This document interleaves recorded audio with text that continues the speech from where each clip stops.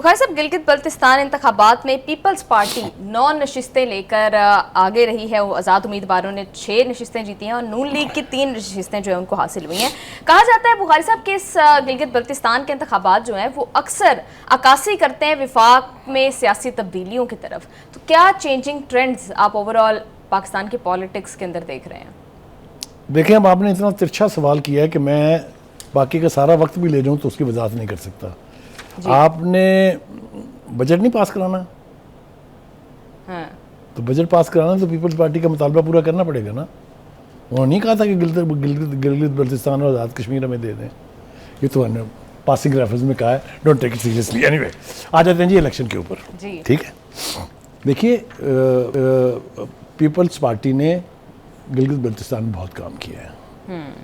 पहली बात तो ये है कि हम इन इलाकों को कहते थे शुमाली इलाका जात, विच मीन्स कि पाकिस्तान उनकी ओनरशिप ही नहीं लेता था।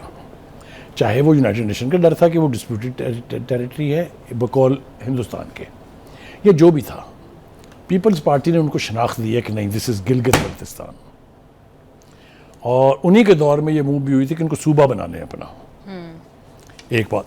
दूसरी बात यह है कि बेनज़ीर भुट्टो ने वहाँ बहुत काम किया है, चाहे वो बेनज़ीर इनकम सपोर्ट की प्रोग्राम के तहत हो या अदरवाइज। पीपल्स पार्टी का कंट्रीब्यूशन अब वहाँ से नहीं करते। अब भी पीपल्स पार्टी वहाँ पर ज़्यादातर अरसे के लिए हुकूमत करने वाली जमात है। दूसरी बात यह कि वो जो मैंने शुरू में इब्तिदा में आपको बात कही है, जिसके बाद में मैंने कोशिश की उससे पीछे हटने की, दैट्स ए सीरियस प्रोपोजिशन। ठीक है, आप ये देखिए कि जितना धमकियाँ दी बिलावल भुट्टो जरदारी ने कि हम बजट पास नहीं करेंगे, आज मुलाकात हो रही है ना।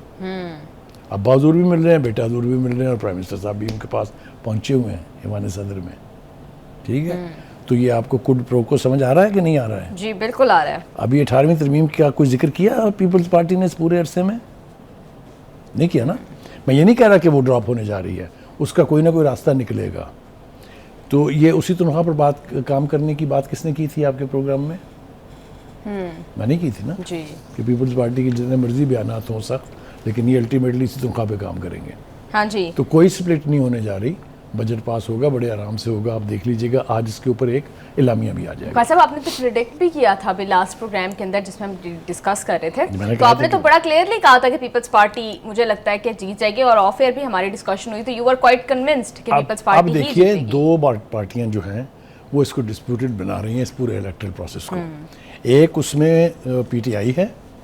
ये जो आप आज़ाद उम्मीदवार कह के जान छुड़ा रहे हैं, सारे पीटीआई के हैं। सो वो नून लीग से ज़्यादा सीटें हैं उनकी। हाँ जी। और अभी वो कह रहे हैं कि 4 सीटों के ऊपर झगड़ा है। हाँ।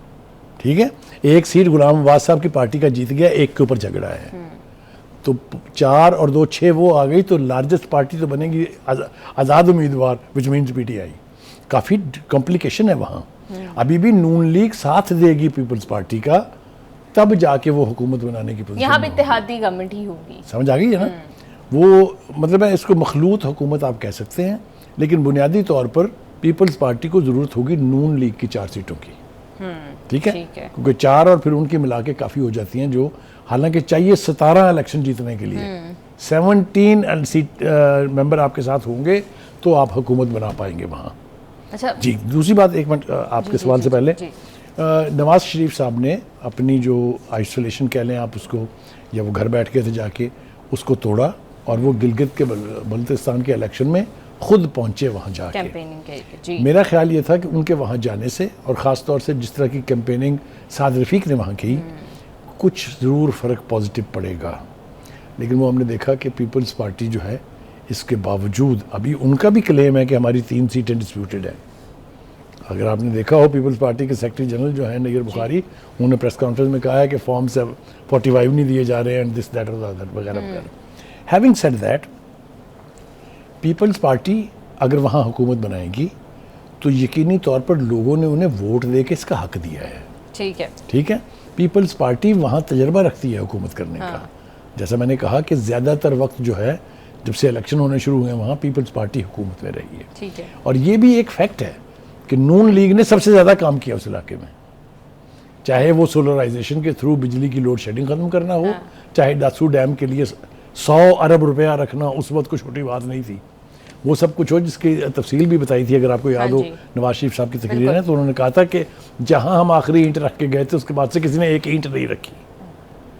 तो कहने का मतलब ये है कि all said and done it looks like कि पीपल्स पार्टी और नून लीग मिलके वहाँ हुकूमत बनाएंगे। बुखारी साहब, आपने तो काफ़ी इसके अंदर जो पीछे सेटलमेंट हुई और पीटीआई भी जिसकी तरफ इशारा कर रही है कि फ्री एंड फेयर इलेक्शंस नहीं हुए हैं, आप एग्री करते हैं इस बात से कि फ्री एंड फेयर इलेक्शंस नहीं थे जीबी वाले भी?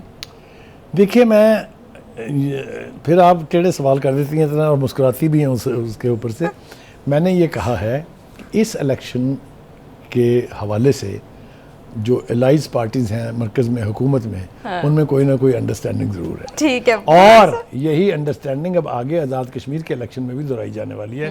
Mind my words. बिल्कुल ठीक है। बुखारी साहब, आप बता रहे थे कि आज़ाद उम्मीदवार जो हैं वो पीपल्स पार्टी से भी ज़्यादा स्ट्रॉन्ग रहे हैं। अगर हम इस चीज़ को इस तरह से देखें कि वो मोस्टली पीटीआई सपोर्टेड थे, तो बुखारी साहब फिर कितना बड़ा लम्हा फिक्रिया है नून लीग के लिए? देखिए, नून लीग और पीपल्स पार्टी दोनों के लिए है। ये क्लेम है पीटीआई का कि अगर आप हमारे बंदे को जेल से बाहर निकाल दें और फिर इलेक्शन करा के देख लें। ये धमकी जो है ये 2024 के इलेक्शन में भी साबित हुई और ये गिलगित बल्तिस्तान के इलेक्शन में भी लार्जली साबित हुई है। तो ये है सूरत-ए-हाल। ठीक है बुखारी साहब, आपने सारी सिचुएशन को सम अप कर दिया है और काफ़ी ज़्यादा इंटरेस्टिंग और कॉन्शियल कहूँ तो गलत नहीं होगा, आपने बड़ी अंदर की बातें जो है वो बताई हैं।